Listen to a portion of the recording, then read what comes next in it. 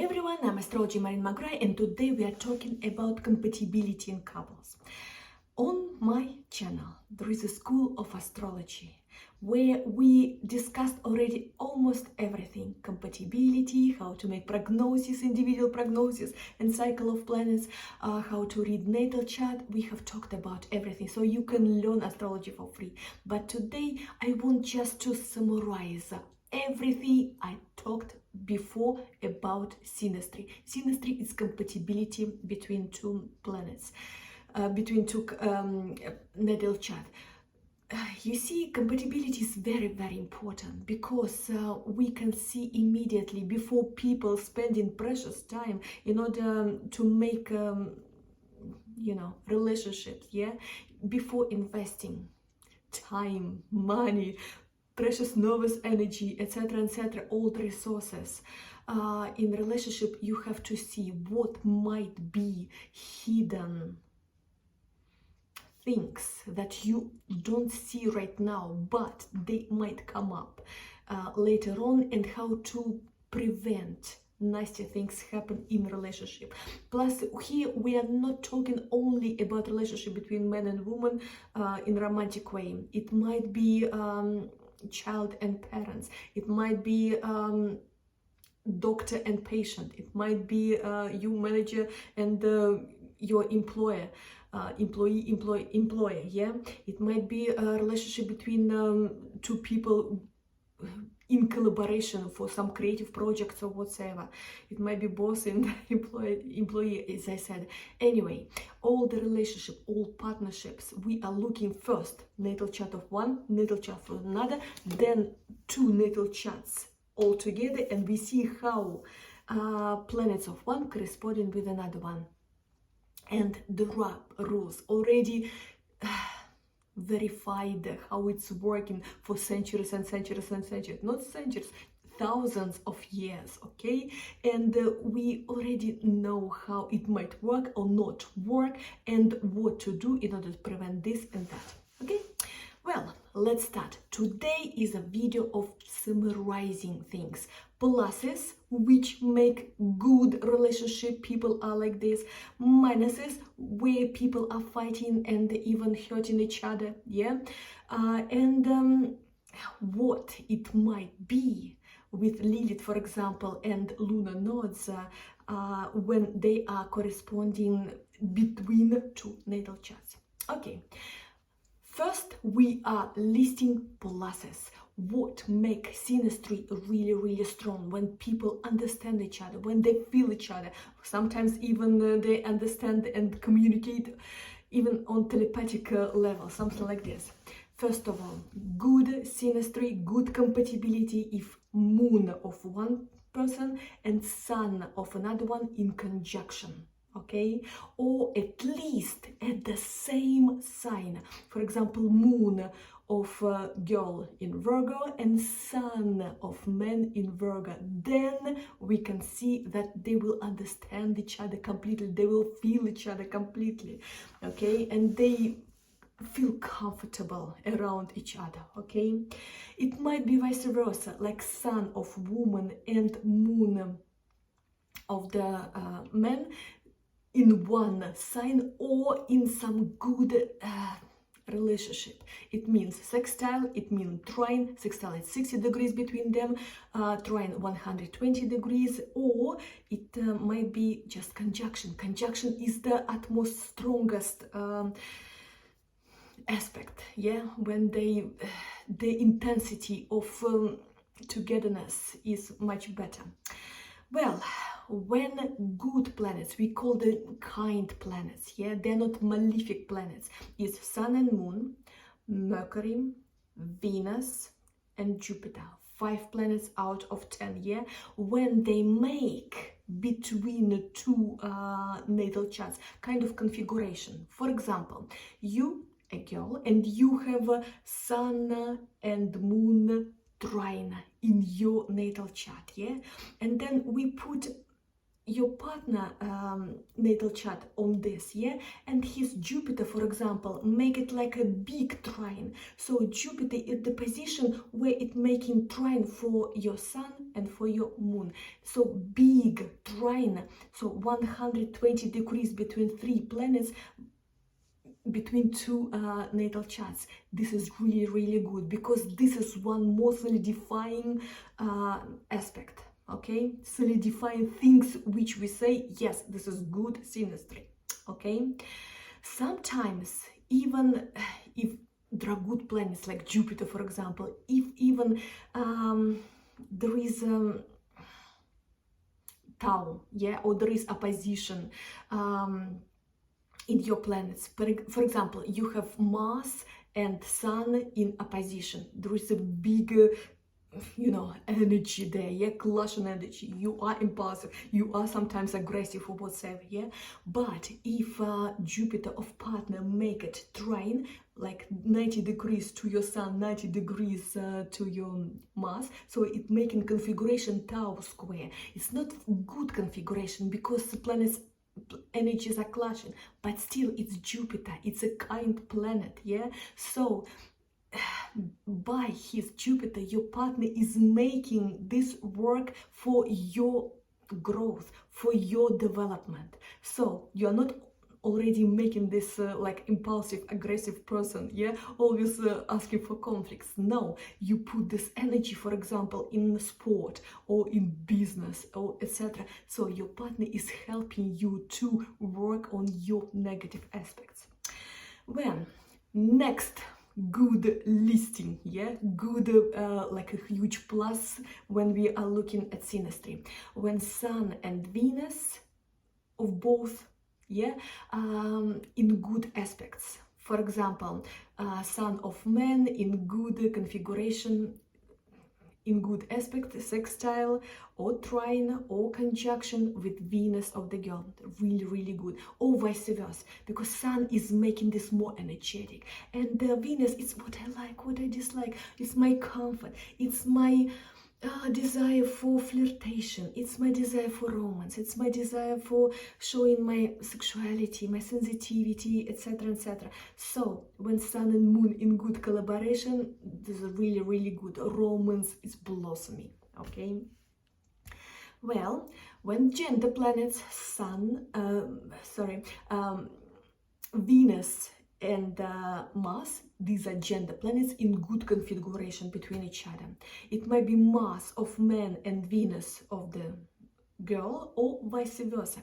Why it's important to be in good configuration? Because it might show that they will be understanding each other immediately, feeling each other immediately on sexual way. There is fantastic sexual attractiveness, attraction between them two. So this is huge glue for couple, yeah. So this is really good aspects when they are in conjunction, when they're in trine, when they're in sextile.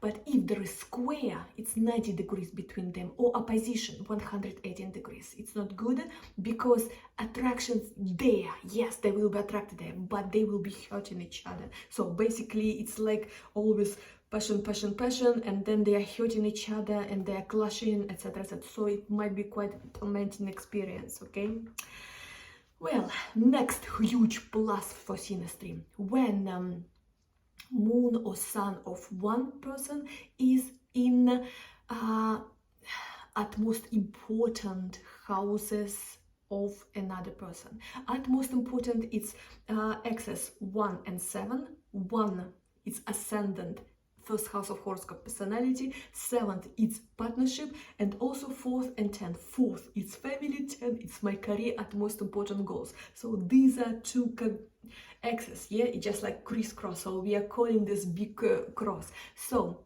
this or cardinal houses, yeah. So if in these houses there is sun or moon or Jupiter or Venus or rule of 7th house of horoscope of another person, then it's really good. It's a good huge plus for synastry. It's one more point to glue this relationship. Okay, And again, Sun and Moon are the most important, of course, the utmost intense, yeah, energy, and all the other planets, good planets like Mercury, Jupiter, sometimes even Saturn, you know, because Saturn might have a good influence here and bad influence. Good influence, it's about seriousness, it's about maturity, it's about even like prenuptial agreement or something like this, yeah. And bad, it's a little bit of coldness or whatever. But if Saturn is in aspect somehow, yeah, to your natal chart, I mean, Saturn of your partner is an aspect towards your big point of natal chart, yeah. It's the first 7th house of horoscope, 4th or 10th, or moon or sun. Sometimes it's kind of like solidifying fact. I'm not saying it's huge plus. I will talk about Saturn a little bit more when we will be listing minuses, okay. But sometimes Saturn is giving you concrete result, so to say, yeah, and asking you to be mature and more serious about this. That's it. Well, also, it's really good when there are conjunction between the planets of one and planets of another one, because they are like locks, so to say, yeah, they are solidifying this relationship, whatsoever, yeah. And also it might be really fantastic if Sun and Mars in female horoscope in aspects from planets of male horoscope, because Sun and Mars are representing men, what kind of man she wants in female horoscope. And if there are aspects from planets of her partner, then she can see this is my man. And these are two planets responsible for choosing woman in his horoscope. In male horoscope, it's Moon and Venus. Okay, these two planets supposed to have some aspects from planets of female horoscope. If there are no aspects at all, it's not good. You know why? Because sometimes there is some, you know, like first attraction, yeah, but then he realized, no, she's not my woman, she's not my special one, or something like this, you know. So it might be really huge plus if his Moon and Venus in some aspects of from the planets of her horoscope. Also good when there are many aspects between the planets of one and planets of other one, or very important points in his horoscope. Points, it's a cusp of houses, very important 1st and 7th, very important 4th and 10th, but also important 5th and 11th as well, because 5th it's about romance, yeah, and 11th it's about fulfilling our dreams, so these are important too. 2nd and 8th relatively not very good if it's only like a business relationship and we are talking about money here, okay. Anyway, so all these are good. If there are good aspects prevailing, like conjunction, trine 120 degrees or sextile 60 degrees, it's really good. So we are calling this good synastry, good compatibility. So bad aspects like for example opposition 180 degrees or square 90 degrees supposed to be there, like 1, 2, but not many, okay. So good aspects more than negative. If it's vice versa situation, it's already negative synastry, and I'm listing now bad signs for negative synastry. You know, when we are talking about synastry, first of all, we are listing all the pluses, then all the minuses, and then we are waiting what is more valuable, heavy, so to say, energetically charged or whatsoever, and then we are making our decision here.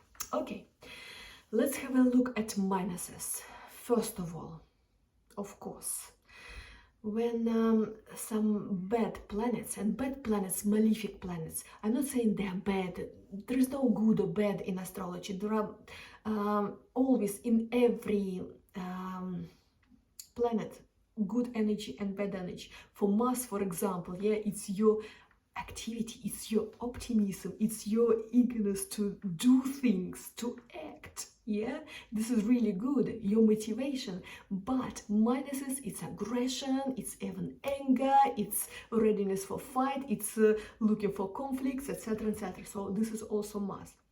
But traditionally they're saying that Mars, Uranus, Pluto, Saturn and Neptune, most of all they're calling them malefic.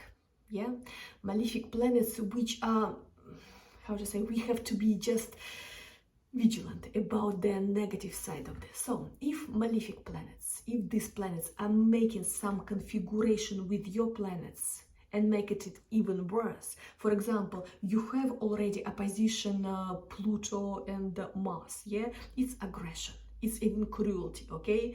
But his Saturn, for example, your partner Saturn, yeah, is making this in Tau square, then it will be even hostility and cruelty and even fights and probably even murder in this relationship. So please, it's no, no, no. So we have to look at everything, okay, and weigh all pros and cons. So if you see something really negative, there is no need of panicking. Yeah, we have to look at all the synastry and be vigilant about all the pluses and minuses. Yeah, because sometimes, for example, if Mars in kind of aspects to your Sun and Moon, for example, yes, it's kind of might be aggression, irritation, but at the same time Jupiter is on your Moon, for example. Jupiter is always like giving opportunities, yeah, like giving you growth, giving you more chances to grow as a person, status and everything. It's a planet of luck, okay?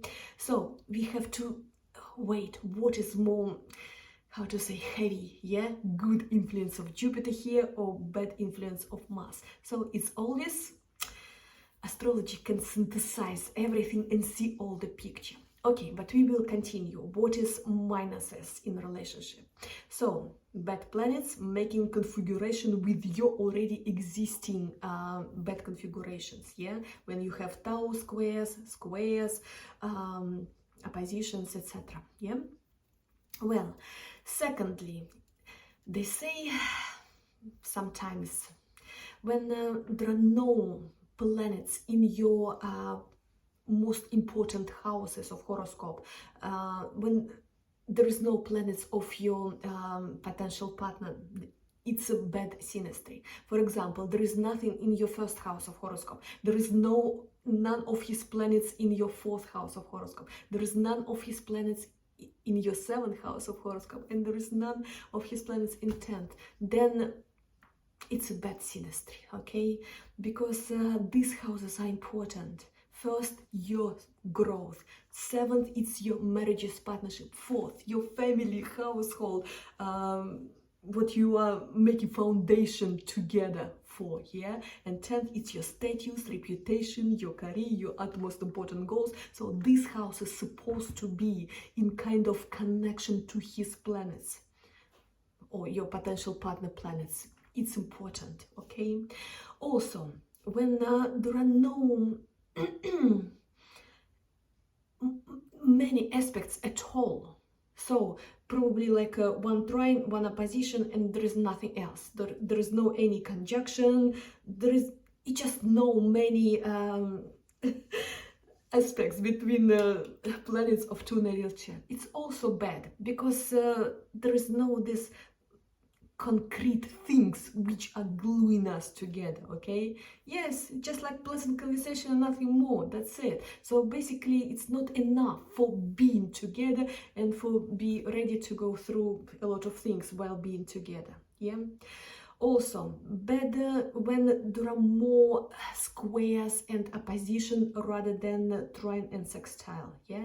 Square, as I said, 90 degrees, opposition 180 degrees. If too many of these aspects, yes, it might be physical attraction like this. For example, his Pluto and your Mars. It might be such a wow, even demonic sexual attraction or whatever, yeah, but again, it will be who is dominating whom or something like this, and it might be quite a lot of fighting in bed or whatever. So again, opposition and square shouldn't be too many, yeah, there should be trines 120 degrees and sextile 60 degrees, or conjunction more than square and opposition. Okay, also bad if your cusp of 7th house of horoscope or ruler of 7th house of horoscope or any planets in your 7th house of horoscope doesn't have any connection, yeah, to any planets of your partner, potential partner. It's bad, because 7th house of horoscope, it's our marriage. Okay, so that's it, it's going nowhere.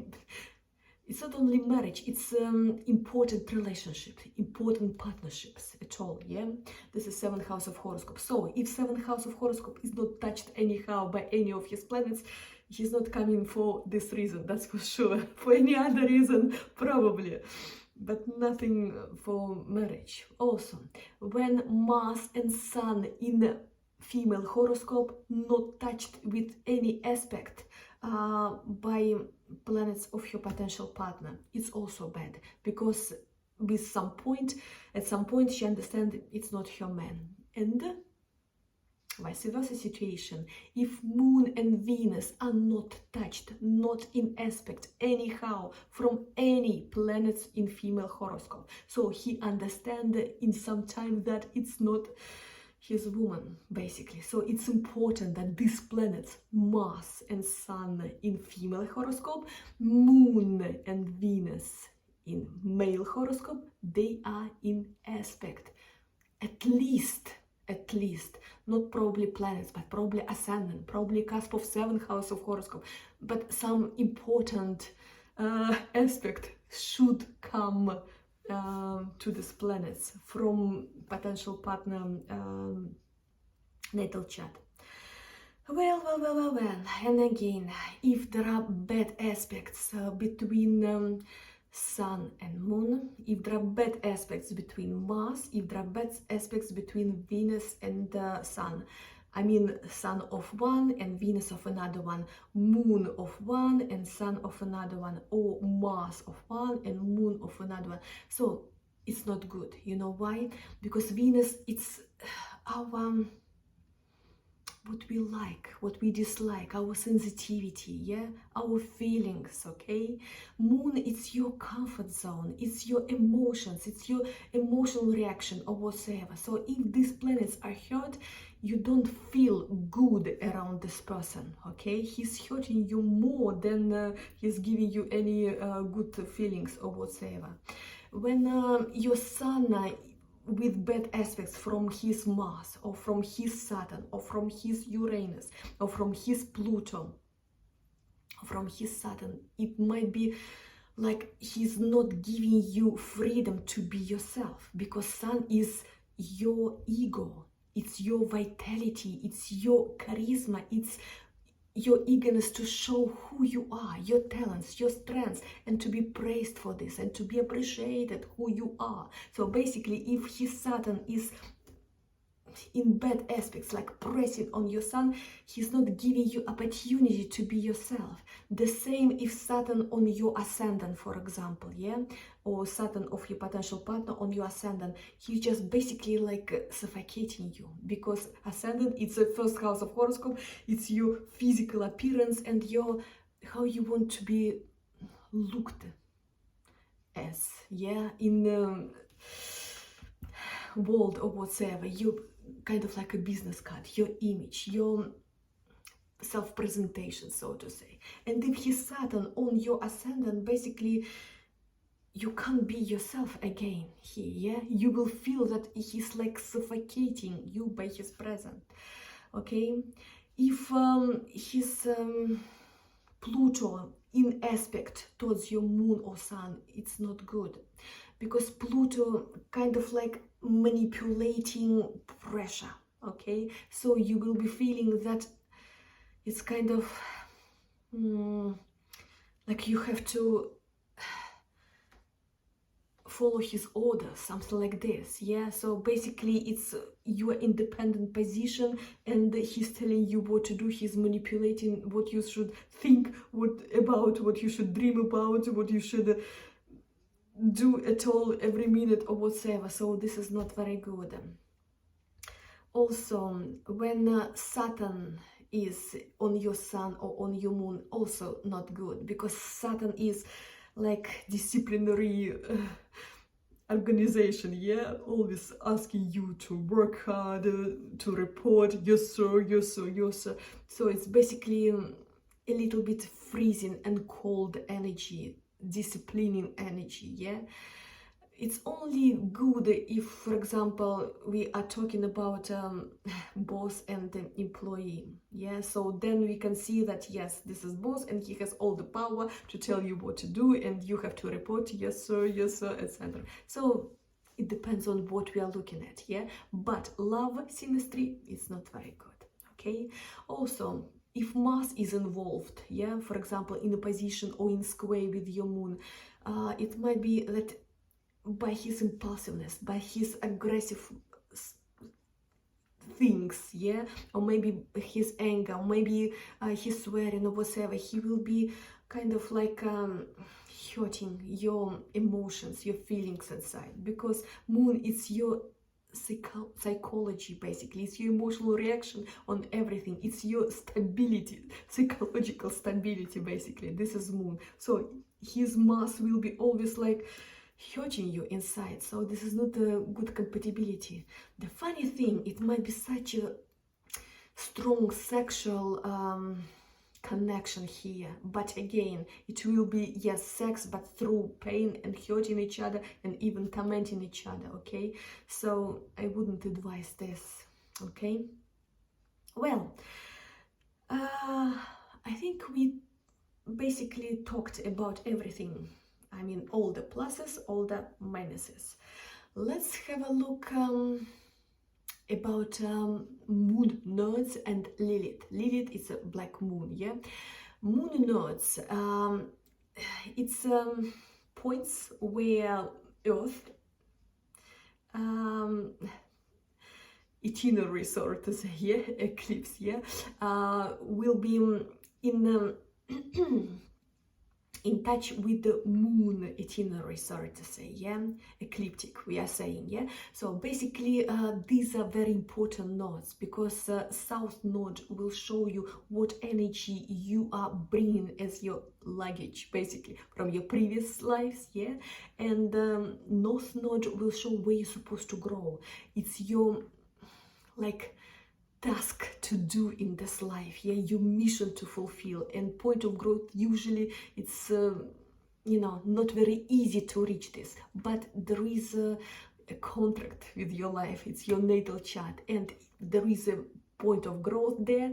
North node, lunar nodes, showing where you're supposed to grow, going through some lessons and working hard in order to reach this point of growth. Well, if lunar nodes of one in correspondence with lunar nodes of another, for example, is conjunction, it might be even square, or it might be sextile and trine, yeah. So if they are in sextile and trine, this is fantastic. They are making like big rectangle, yeah, green rectangle. These are really good, because while one is going into his point of growth, yeah, fulfilling his mission, he is helping another one to fulfill his mission, and vice versa. So we are helping each other to fulfill our mission to reach this point of growth, okay. If there are squares, sometimes we might be on the way of each other. But again, when there is some connection between nodes, people can't just go without any connection, okay. They just can't. They will grab this person out of the crowd. They will recognize it's his person, okay. And there is some business, unfinished business from previous lives, okay. So there will be some time together, you know, like a karmic partner, in order to help or vice versa, to be on the way to fulfill the mission in this life while you are on the earth, yeah? But again, when lunar nodes in correspondence, people can't just you know, pass by and without being in contact, okay? They will be in touch with one another, and this is one of the things which are gluing us again, okay? Lilith is the farthest point of the moon, basically, yeah? And moon, this planet in astrology has a lot of how to say, sectors that moon is responsible. It's your motherhood. I mean, if we are talking about girls, yeah, relationship with mom, tradition in family, connection to all the ancestor lines, yeah, to traditions of your family and atmosphere at your home, and what your family gave you as you're bringing up or whatever, your connection to your home, to your roots, to your native town, to your place of birth, etc., etc., motherland as well, yeah.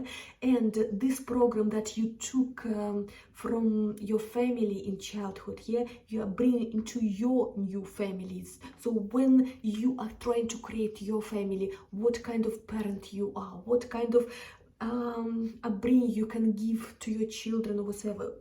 What about your property?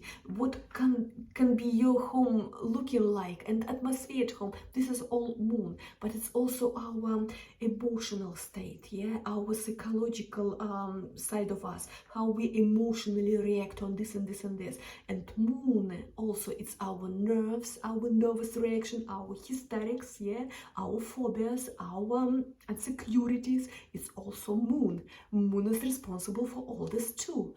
What I'm saying, when we are talking about Lilith, which is black moon, yeah, it's not for no reason it's called black. It's the utmost farthest point from the earth. When moon is the farthest point from the earth, that means it's all the, you know, kind of insecurities, our phobias might be prevailing there.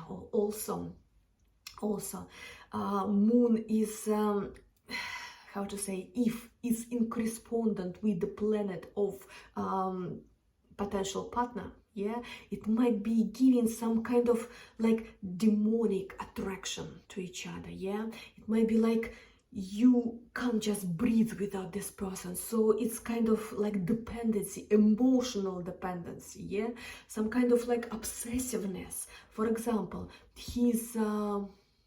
example, Lilith, black moon, on her moon or on her Venus, yeah, or on her Mars, then it will be like we can't breathe without each other, something like this, yeah. It can be very, very good attractiveness, especially when Lilith of one in conjunction with moon or sun, or with gender planets of another person, okay. From one point, if synastry is good, yeah, there are many big trines. There is Jupiter aspecting Sun and Moon.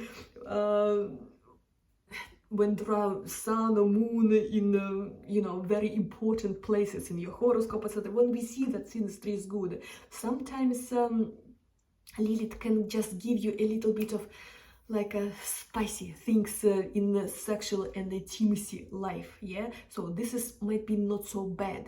But if the synastry is bad, I mean, there are a lot of squares there, and Saturn is on your Sun on Moon, or Pluto in conjunction with your ascendant or something like this, this might give like a victim and torture relationship. So basically someone will be dominating and victim can't go away because there is dependency, emotional dependency of this person, and there is no any way out, because victim kind of like attached so strongly, yeah.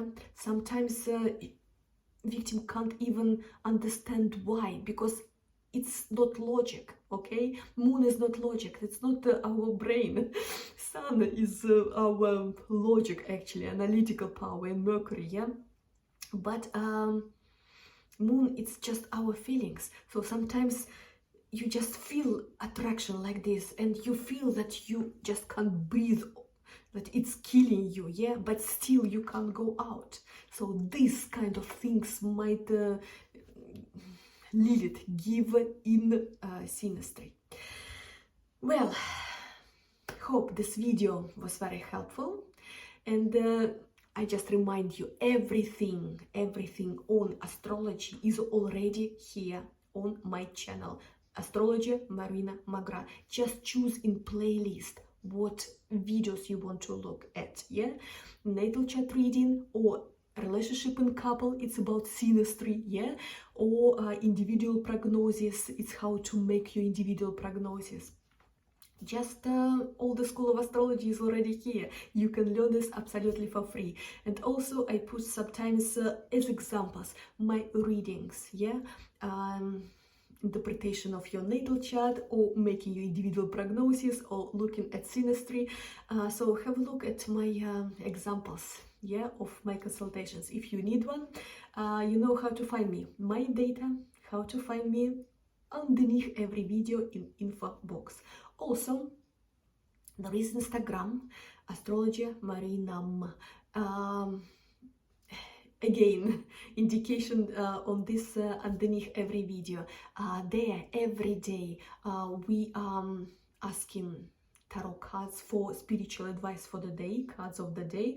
Also, there are some astrological updates, what is going on the sky, and what we're supposed to be vigilant of, yeah, of the situation, also there. But also there are short lessons on how to read natal chart and astrology all in all. So have a look on TikTok, yeah, and Instagram as well. Well, thank you for watching me, Astrologer Marina McGrath, always at your service if you need a consultation. But you can just learn astrology for free, everything already on my channel. Huge amount of videos. Just choose your playlist, because school exists in 2 languages, Russian and English. Choose your language. Bye for now, and have a fantastic day.